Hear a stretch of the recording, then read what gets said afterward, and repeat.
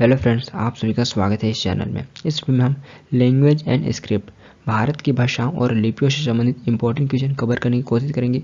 जो भी एग्जाम के पॉइंट विषय इंपॉर्टेंट है तो उसे हम कवर करने की कोशिश करेंगे। तो हमारा फर्स्ट क्वेश्चन है, which is the oldest script of India. Bharat की सबसे पुरानी लिपि कौन सी है? तो यहाँ पर आपको बताना भारत की ओल्डेस्ट स्क्रिप्ट कौन सी है। तो option D that answer Brahmi.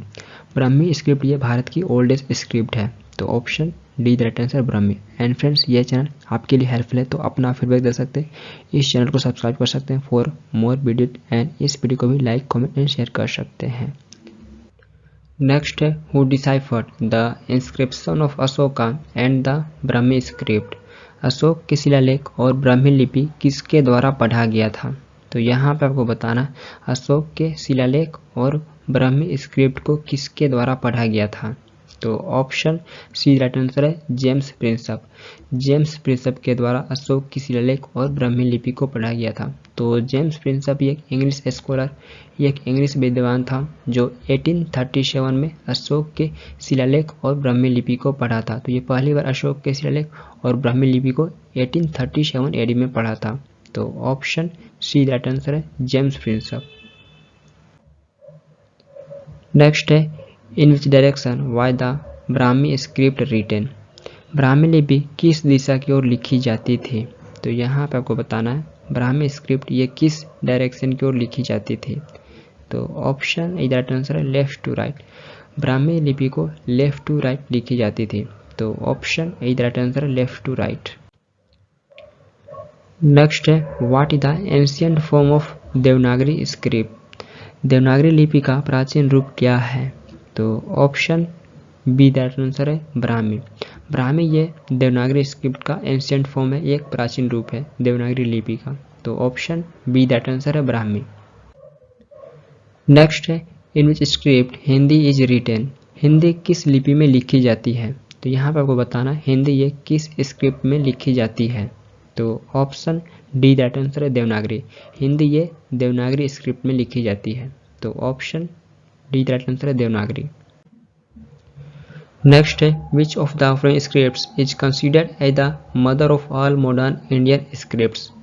निम्नलिखित में से किस लिपि को सभी आधुनिक भारतीय लिपियों की जननी माना जाता है? तो यहाँ पे आपको बताना है ऑप्शन में से किस स्क्रिप्ट को सभी आधुनिक भारतीय लिपियों की जननी माना जाता है। तो ऑप्शन इधर आंसर है ब्राह्मी। ब्राह्मी स्क्रिप्ट को सभी आधुनिक भारतीय लिपियों की जननी माना जाता है। तो ऑप्शन इधर आंसर है ब्राह्मी। नेक्स्ट है, which scripts of ancient India was written from right to left. प्राचीन भारत की कौन सी लिपियां दाएं से बाएं लिखी गई थी? तो ऑप्शन सी राइट आंसर है खरोष्टी। खरोष्टी स्क्रिप्ट ये राइट टू लेफ्ट लिखी गई थी। तो ऑप्शन सी राइट आंसर है खरोष्टी। खरोष्टी लिपि को राइट टू लेफ्ट लिखा गया था और ब्राह्मी को लेफ्ट टू राइट लिखा गया था। तो ब्राह्मी ये लेफ्ट टू राइट है और खरोष्टी को राइट टू लेफ्ट लिखा गया था। नेक्स्ट है, how many scripts are mentioned in Jain Sutra. Jain सूत्र में कितनी लिपियों का उल्लेख है? तो यहाँ पर आपको बताना है जैन सूत्र में कितनी लिपियों का उल्लेख किया गया है। तो ऑप्शन सी राइट आंसर है 18। जैन सूत्र में 18 लिपियों का मेंशन किया गया है। तो ऑप्शन सी राइट आंसर है 18। नेक्स्ट है, in which script Punjabi language is written. Punjabi भाषा किस लिपि में लिखी जाती है? तो यहाँ पर आपको बताना पंजाबी लैंग्वेज को किस स्क्रिप्ट में लिखी जाती है। तो ऑप्शन डी राइट आंसर है गुरमुखी। पंजाबी लैंग्वेज को गुरमुखी स्क्रिप्ट में लिखी जाती है। तो ऑप्शन डी राइट आंसर है गुरमुखी स्क्रिप्ट। नेक्स्ट है, Gurmukhi script was introduced by which Sikh गुरु। गुरमुखी लिपि की शुरुआत किस सिख गुरु के द्वारा किया गया था? तो यहाँ पर आपको बताना है किस सिख गुरु के द्वारा गुरमुखी स्क्रिप्ट को इंट्रोड्यूस किया गया था। तो सिखे जब में जान ही रहेंगे टोटल 10 सिख गुरु थे।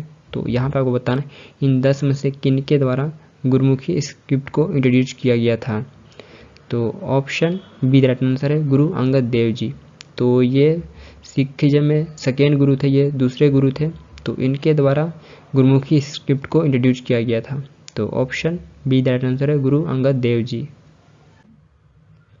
नेक्स्ट है, which the oldest language of India. Bharat की सबसे पुरानी भाषा कौन सी है? तो यहाँ पे आपको बताना है भारत की सबसे पुरानी भाषा कौन सी है। तो ऑप्शन सी दैट आंसर है संस्कृत। संस्कृत ये भारत की सबसे पुरानी भाषा है, ये भारत की ओल्डेस्ट लैंग्वेज है और संस्कृत ये वर्ल्ड की भी ओल्डेस्ट लैंग्वेज है। नेक्स्ट है which the oldest language of south India. दक्षिण भारत की सबसे पुरानी भाषा कौन सी है? तो यहाँ पे स्पेशली आपको साउथ इंडिया का बताना है, साउथ इंडिया की ओल्डेस्ट लैंग्वेज कौन सी है। तो ऑप्शन ए दैट आंसर है तमिल।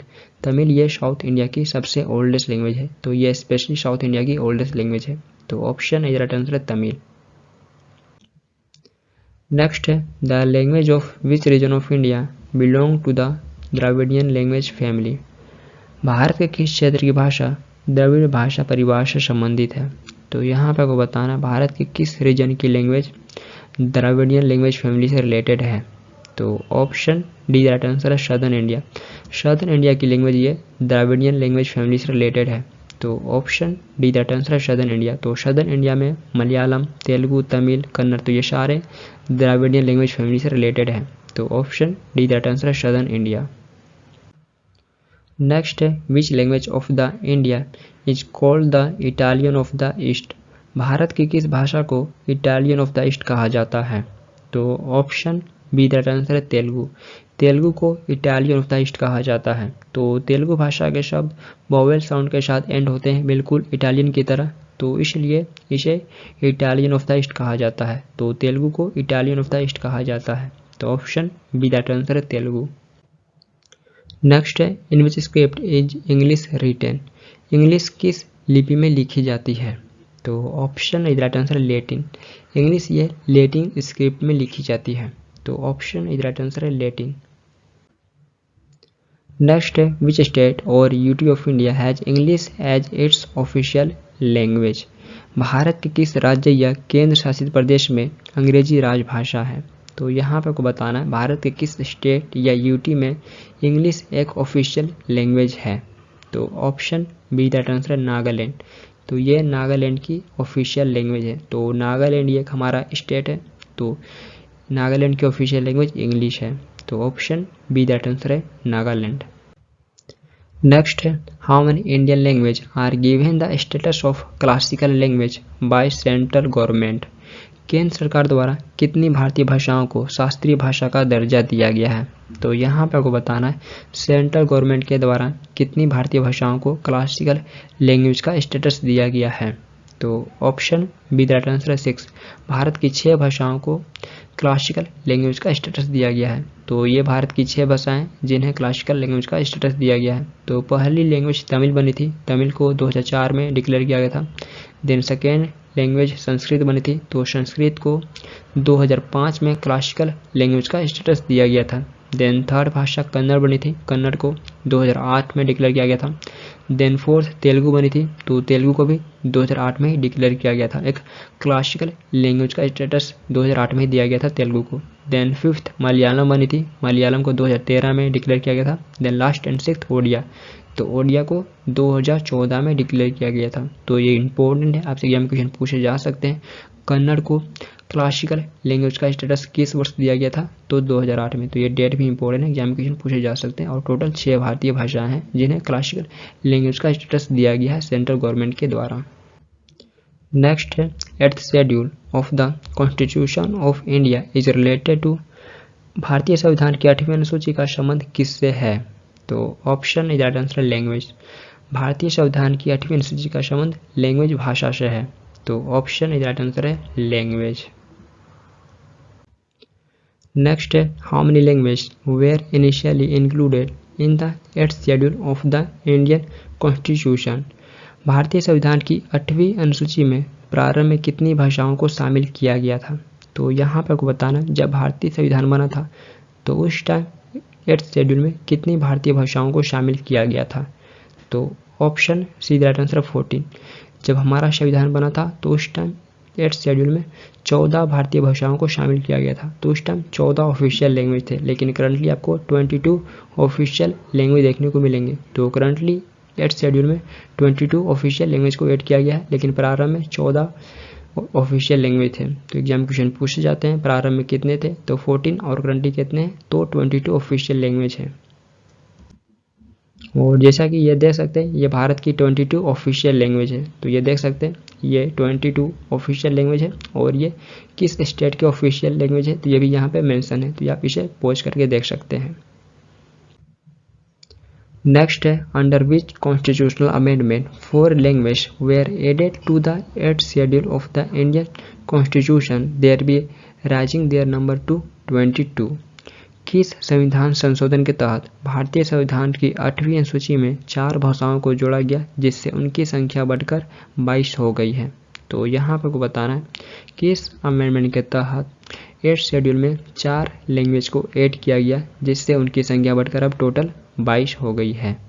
तो ऑप्शन डी दैट आंसर है 92nd अमेंडमेंट। तो ये अमेंडमेंट 2003 में हुआ था। तो इस अमेंडमेंट के तहत 8th शेड्यूल में 4 भाषाओं को जोड़ा गया जिससे उनकी संख्या बढ़कर अब टोटल 22 हो गई है। तो ये 4 भाषाएं बोडो, डोगरी, मैथिली एंड संथाली। तो ये टोटल 4 भाषाएं हैं जिन्हें जोड़कर अब 8th शेड्यूल में टोटल 22 लैंग्वेज हो गई है। तो इन 4 को ऐड करने के बाद अब 22 ऑफिशियल लैंग्वेज है करंटली, और आपको अभी करंटली 22 ही देखने को मिलेंगे ऑफिशियल लैंग्वेज। तो 92nd अमेंडमेंट के तहत इन 4 भाषाओं को जोड़ा गया था। नेक्स्ट है in which article it has been mention that the official language of the union shall be Hindi and Devanagari script. किस आर्टिकल में मेंशन किया गया है कि संघ की राजभाषा हिंदी तथा लिपि देवनागरी होगी। तो यहाँ पर आपको बताना है किस आर्टिकल में ये मेंशन किया गया है कि यूनियन की ऑफिशियल लैंग्वेज हिंदी तथा देवनागरी स्क्रिप्ट होगी। तो ऑप्शन बी दैट आंसर है आर्टिकल 343।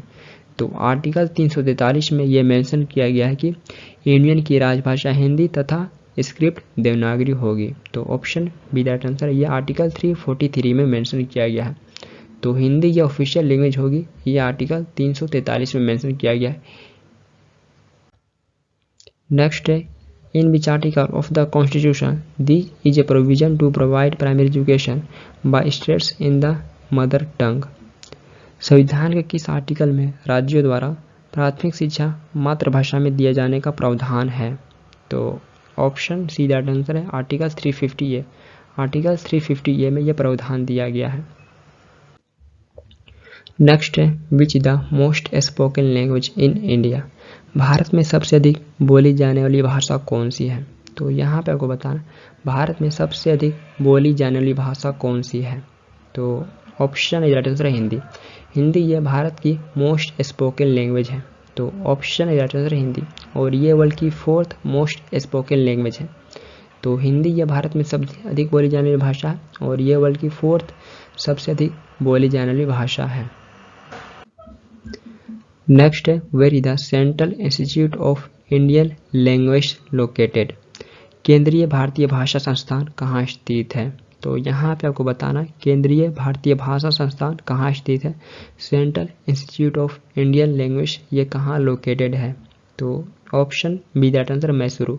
मैसूरू में आपको central institute of Indian language देखने को मिलेगा। तो मैसूरू कर्नाटका में ये लोकेटेड है। नेक्स्ट है where is the central institute of English and foreign language university located. केंद्रीय अंग्रेजी और विदेशी भाषा विश्वविद्यालय संस्थान कहाँ स्थित है। तो यहाँ पर आपको बताना central institute of English and foreign language university कहाँ लोकेटेड है। तो ऑप्शन सी दैट आंसर है हैदराबाद। हैदराबाद तेलंगाना में आपको central institute of English and foreign language university देखने को मिलेगा। तो यहाँ पे ये लोकेटेड है। तो ऑप्शन सी दैट आंसर है हैदराबाद। नेक्स्ट है Amir Khusro play a pioneer role in the development of which language. Amir Khusro ने किस भाषा के विकास में अग्रणी भूमिका निभाई। तो यहाँ पे आपको बताना है अमीर खुसरो ये किस लैंग्वेज के डेवलपमेंट में एक इम्पोर्टेंट रोल प्ले किया है। तो ऑप्शन डी राइट आंसर है खड़ी बोली। तो ये खड़ी बोली के डेवलपमेंट में एक इम्पोर्टेंट रोल प्ले किया है। और अमीर खुसरो ये कौन था। तो ये प्रमुख रूप से अलाउद्दीन खिलजी का दरबारी कवि था, लेकिन ये दिल्ली सल्तनत के 7 अदर रूलर से भी संबंधित है। लेकिन ये दिल्ली सल्तनत के 7 अदर रूलर से भी संबंधित है और ये मेनली अलाउद्दीन खिलजी का दरबारी कवि था। और अमीर खुसरो को पैरोट ऑफ इंडिया के नाम से भी जाना जाता है, तो इसे पैरोट ऑफ इंडिया के नाम से भी जाना जाता है अमीर खुसरो को। नेक्स्ट है, which of the following language is known as the queen of all the language of the world. निम्नलिखित में से किस भाषा को विश्व की सभी भाषाओं की रानी के रूप में जाना जाता है? तो option B the right answer है कन्नड़। कन्नड़ को विश्व की सभी भाषाओं की रानी के रूप में जाना जाता है, तो option B the right answer है कन्नड़। और कन्नड़ ये कर्नाटका का ऑफिशियल लैंग्वेज है, तो इसे विश्व की सभी भाषाओं की रानी के रूप में जाना जाता है, तो option B the right answer है कन्नड़। नेक्स्ट है, most of Ashoka's edicts are written in the script of. Ashoka के अधिकांश शिलालेख किस लिपि में लिखे गए थे? तो यहाँ पर वो बताना अशोक के अधिकांश शिलालेख किस स्क्रिप्ट में लिखे गए थे? तो option is right answer Brahmi. तो अशोक के अधिकांश शिलालेख ये ब्राह्मी स्क्रिप्ट में लिखे गए थे, तो ऑप्शन इज राइट आंसर है ब्राह्मी। नेक्स्ट है, Dogri language is spoken in which of the following Indian states और यूटीज। निम्नलिखित में से किस भारतीय राज्य या केंद्र शासित प्रदेश में डोगरी भाषा बोली जाती है? तो option B the right answer है जम्मू एंड कश्मीर। डोगरी लैंग्वेज ये जम्मू एंड कश्मीर में बोली जाती है, तो ये जम्मू एंड कश्मीर की ऑफिशियल लैंग्वेज है। तो जम्मू एंड कश्मीर की डोगरी, उर्दू और हिंदी, तो ये 3 ऑफिशियल लैंग्वेज है और ये तीनों भाषा आपको 8th शेड्यूल में देखने को मिलेगा। ये तीनों लैंग्वेज 8th शेड्यूल में मेंशन है। नेक्स्ट है, which of the following states has given Sanskrit language the status of second official language of the state. निम्नलिखित में से किस राज्य ने संस्कृत भाषा को राज्य की दूसरी राजभाषा का दर्जा दिया है? तो यहाँ पर आपको बताना ऑप्शन में से किस स्टेट ने संस्कृत लैंग्वेज को सेकेंड ऑफिशियल लैंग्वेज का स्टेटस दिया है? तो ऑप्शन इज राइट आंसर है उत्तराखंड। उत्तराखंड ये संस्कृत को सेकेंड ऑफिशियल लैंग्वेज का स्टेटस दिया है, तो 2010 में उत्तराखंड ये पहला राज्य बना है संस्कृत लैंग्वेज को सेकेंड ऑफिशियल लैंग्वेज का स्टेटस देने वाला। देन 2019 में हिमाचल प्रदेश ये दूसरा राज्य बना है संस्कृत को सेकेंड ऑफिशियल लैंग्वेज का स्टेटस देने वाला। तो इन दोनों स्टेट का फर्स्ट ऑफिशियल लैंग्वेज हिंदी है, then second official language Sanskrit है, तो ये दोनों स्टेट संस्कृत को सेकेंड ऑफिशियल लैंग्वेज का स्टेटस दिए हैं और उत्तराखंड ये पहला राज्य बना था संस्कृत को सेकेंड ऑफिशियल लैंग्वेज का स्टेटस देने वाला। तो एग्जाम में क्वेश्चन पूछे गए थे। नेक्स्ट है, Konkani is the official language of. Konkani ये किस स्टेट का ऑफिशियल लैंग्वेज है? तो option is right answer Goa. Konkani ये गोवा का ऑफिशियल लैंग्वेज है, तो option is right answer Goa. और गोवा ये हमारा स्मॉलेस्ट स्टेट है इन टर्म्स ऑफ एरिया, तो in terms of area Goa ये स्मॉलेस्ट स्टेट है और कोंकणी ये गोवा का ऑफिशियल लैंग्वेज है। नेक्स्ट है, Bodo language is spoken mainly which of the following states of India. Bharat के निम्नलिखित में से किस राज्य में मुख्य रूप से बोडो भाषा बोली जाती है? तो option is right answer Assam. तो मेनली ये असम में बोली जाती है और ये बोडो लैंग्वेज मेघालय में भी बोली जाती है, बट यहाँ पे आपको ऑप्शन में असम दिख रहा है, तो ये असम में मेनली बोली जाती है। तो असमीज और बोडो ये 2 असम के ऑफिशियल लैंग्वेज हैं, तो असमीज और बोडो ये असम के 2 ऑफिशियल लैंग्वेज हैं। नेक्स्ट है, Tirhut script is use to write which language. Tirhut लिपि का प्रयोग किस भाषा को लिखने के लिए किया जाता है?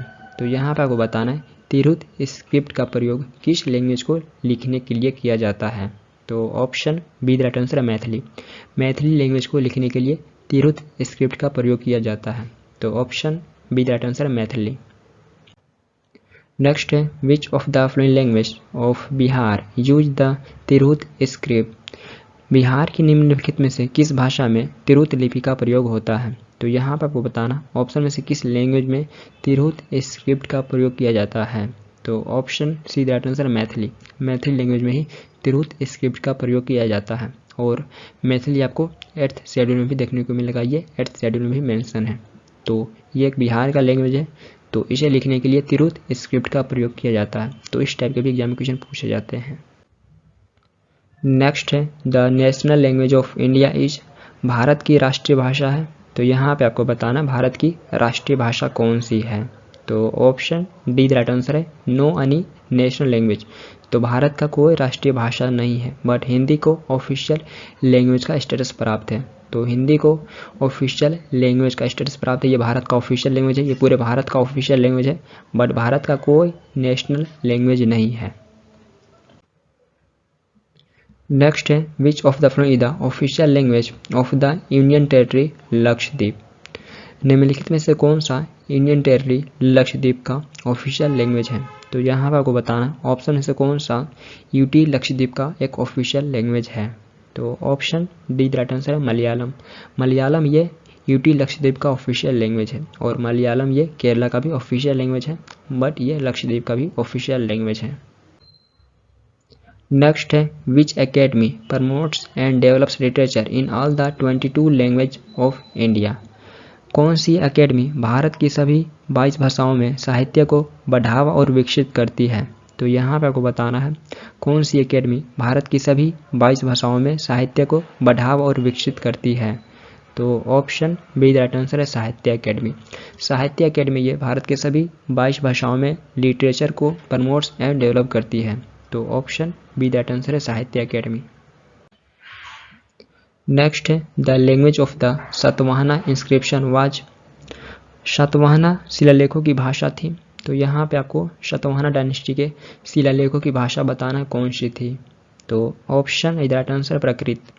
सातवाहना डायनेस्टी के इंस्क्रिप्शन की भाषा प्राकृत थी। तो option is the right answer, Prakrit. और यहीं पे हम बात करें सातवाहना डायनेस्टी के बारे में, तो सातवाहना डायनेस्टी का स्थापना सिमुक के द्वारा 2nd सेंचुरी बीसी में किया गया था। 2nd सेंचुरी बीसी में सातवाहना डायनेस्टी का स्थापना सिमुक के द्वारा किया गया था। तो ये एग्जाम क्वेश्चन पूछे जाते हैं। सातवाहना डायनेस्टी के फाउंडर कौन थे, तो सिमुक थे। और सातवाहना डायनेस्टी का स्थापना भारत के सदर्न इंडिया में किया गया था। सातवाहना डायनेस्टी का स्थापना भारत के सदर्न इंडिया में किया गया था। नेक्स्ट है, in which language was the original Buddhist religious text written. मूल बौद्ध धार्मिक ग्रंथ किस भाषा में लिखे गए थे। तो option see the right answer, Pali. Original Buddhist religious text ये पाली लैंग्वेज में लिखे गए थे। तो option see the right answer है, पाली। नेक्स्ट है, the language of discourses of Gautam Buddha was. Gautam Buddha के प्रवचनों की भाषा थी। तो यहाँ पर आपको बताना गौतम बुद्ध जी के प्रवचनों की भाषा कौन सी थी। तो option is the right answer, Pali. Gautam Buddha ji के प्रवचनों की भाषा पाली थी। तो option is the right answer, Pali. Next है, which language was use in the literature of Sangam period. Sangam काल के साहित्य में किस भाषा का प्रयोग हुआ था। तो यहाँ पे आपको बताना संगम पीरियड के लिटरेचर में किस लैंग्वेज का प्रयोग किया गया था। तो option B the right answer है, तमिल।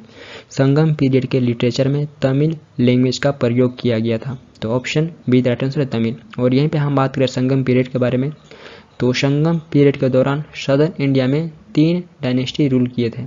तो संगम पीरियड के दौरान सदर्न इंडिया में 3 डायनेस्टी रूल किए थे।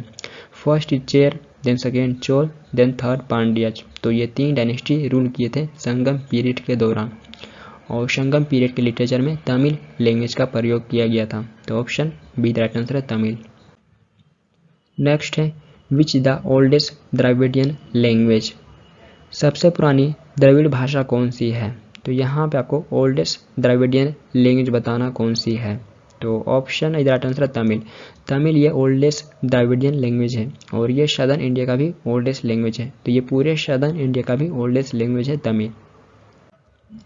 नेक्स्ट है, by which constitutional amendment Sindhi language was included as the 15th official language in the 8th schedule. किस संविधान संशोधन द्वारा सिंधी भाषा को 8वीं अनुसूची में 15वीं आधिकारिक भाषा के रूप में शामिल किया गया है। तो यहाँ पर आपको बताना किस कॉन्स्टिट्यूशनल अमेंडमेंट के द्वारा सिंधी लैंग्वेज को 8th शेड्यूल में 15th ऑफिशियल लैंग्वेज के रूप में ऐड किया गया है। तो option see the right answer है, 21st अमेंडमेंट। तो 21वां संशोधन के तहत सिंधी लैंग्वेज को 8th शेड्यूल में ऐड किया गया है, और जिस टाइम ऐड किया गया था उस टाइम ये 15th ऑफिशियल लैंग्वेज था। तो स्टार्टिंग में 14 थे, जब संविधान बना था उस टाइम 14th लैंग्वेज थे, लेकिन 15th ऑफिशियल लैंग्वेज ये सिंधी बना था, और सिंधी ये भारत के किसी भी स्टेट का ऑफिशियल लैंग्वेज नहीं है। तो ये भी पॉइंट इंपॉर्टेंट है, एग्जाम क्वेश्चन पूछे जा सकते हैं। सिंधी ये किस स्टेट का ऑफिशियल लैंग्वेज है, तो ये किसी स्टेट का ऑफिशियल लैंग्वेज नहीं है, बट इसे ऑफिशियल लैंग्वेज का स्टेटस प्राप्त है। ये 8th शेड्यूल में आपको देखने को मिलेगा। इसे 21st अमेंडमेंट 1967 के तहत ऐड किया गया है। नेक्स्ट है by which amendment the reorganisation of states on a linguistic basis. भाषाई आधार पर राज्यों का पुनर्गठन किस संशोधन द्वारा किया गया था, तो option is right answer 7th amendment. 7वां संशोधन के तहत भाषाई आधार पर राज्यों का पुनर्गठन किया गया था। लिंग्विस्टिक बेसिस पे राज्यों का पुनर्गठन 7th अमेंडमेंट के तहत किया गया था, और यह अमेंडमेंट 1956 में हुआ था, और उस टाइम 14 स्टेट और 6 यूनियन टेरिटरी बने थे। लिंग्विस्टिक बेसिस पे अलग होने वाले 14 स्टेट और 6 यूनियन टेरिटरी बने थे। और यहीं पे हम बात करें फर्स्ट स्टेट कौन सा बना था लिंग्विस्टिक बेसिस पे, तो आंध्र प्रदेश। आंध्र प्रदेश ये फर्स्ट स्टेट बना था लिंग्विस्टिक बेसिस पे फॉर्मेशन होने वाला। तो एग्जाम क्वेश्चन पूछे जाते हैं, फर्स्ट स्टेट कौन सा था लिंग्विस्टिक बेसिस पे अलग होने वाला, तो ये आंध्र प्रदेश था। नेक्स्ट है which one of the flowing why the official language of Gupta period. निम्नलिखित में से कौन सा लैंग्वेज गुप्त काल की राजभाषा थी, तो ऑप्शन सी राइट आंसर है संस्कृत। संस्कृत ये गुप्त काल की एक ऑफिशियल लैंग्वेज थी, तो ऑप्शन सी राइट आंसर है संस्कृत। और एंशिएंट इंडिया का गोल्डन एज भी गुप्ता पीरियड को ही कहा जाता है, तो एंशिएंट इंडियन का गोल्डन एज गुप्ता पीरियड को ही कहा जाता है, और गुप्ता पीरियड का ऑफिशियल लैंग्वेज संस्कृत था। नेक्स्ट है in which language did Tulsidas a poet of medieval period of Indian history wrote Ramcharitmanas. Indian history के मध्यकाल के कवि तुलसीदास ने किस भाषा में रामचरितमानस की रचना किए थे, तो यहाँ आपको बताना मेडिवल पीरियड के तुलसीदास ये रामचरितमानस की रचना किस भाषा में किए थे, तो ऑप्शन सी राइट आंसर है अवधी। रामचरितमानस की रचना ये अवधी लैंग्वेज में किए थे, तो ऑप्शन सी राइट आंसर है अवधी। और यहीं पे हम इनके बारे में बात करें तो ये अकबर के समकालीन थे। तुलसीदास ये अकबर के समकालीन थे, तो ये भी एग्जाम क्वेश्चन पूछे जाते हैं। तुलसीदास ये किसके समकालीन थे, तो ये अकबर के समकालीन थे। नेक्स्ट है Sursagar was written by Surdas in which language. Sursagar Surdas द्वारा किस भाषा में लिखा गया था, तो option B right answer Braj. Sursagar ये ब्रज लैंग्वेज में लिखा गया था सूरदास के द्वारा। और यहीं पे हम बात करें सूरदास के बारे में, ये कौन थे, तो ये 15th सेंचुरी के अंत में एक ब्लाइंड संत कवि और संगीतकार थे। तो ये 15th सेंचुरी के अंत में ब्लाइंड संत कवि और संगीतकार थे, तो इनके द्वारा ब्रज लैंग्वेज में सूरसागर को लिखा गया था। तो ये भी एग्जाम में क्वेश्चन पूछे जाते हैं।